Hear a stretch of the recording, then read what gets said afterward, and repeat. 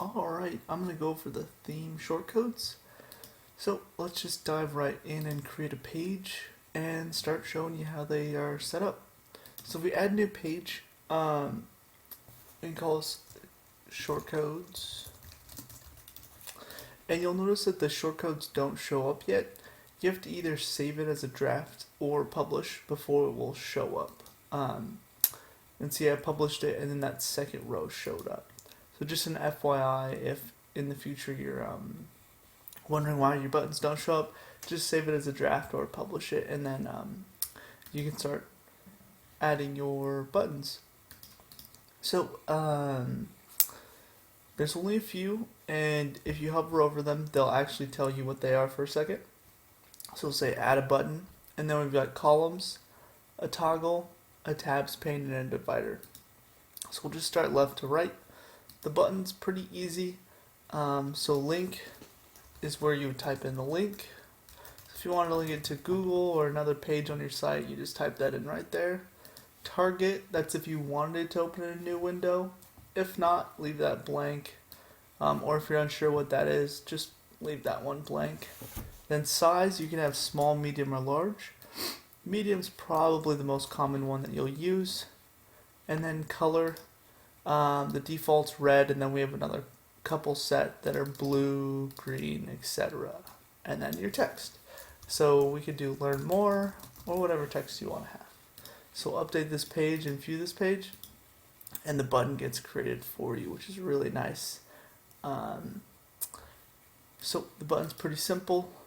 So the next thing we can do is we can create columns, and these columns just come right out. So we'll do 2 half columns, and the columns are pretty simple. If the only thing you need to make note of is this last equals, and obviously it means if it's the last column, you change that to yes. So since that one's the last of 2, we say yes, and then it displays perfectly like we wanted. So let's go and do another example of those. We can do, we'll do 1/3. So we'll add 3 of those. And I'm just typing in here just so that we can see it better on the video, because I know it's kind of hard to see. So then the only one we change is the last one, and we mark last equals yes. And then we have 1/3, 1/3, 1/3. And you can do that for combinations as well. So let's do 2 1/4 and a 1/2.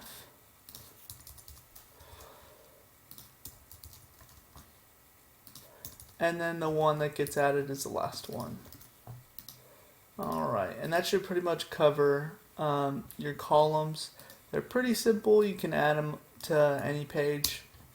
The next thing to go over is the toggle. And the toggle, there's really only one option, and that's the status. That's whether you want the toggle to be open by default or closed. So let's go ahead and leave it closed by default. That's probably your most common setup. And then you have your title and then your text. So we can just show you what that looks like right here. So you have your title right there, and then when you open it up, your text pops down below. So the toggles are super easy. You can customize the title, text, and set it open or closed. Then we've got tabs, and the tabs are exactly the same idea.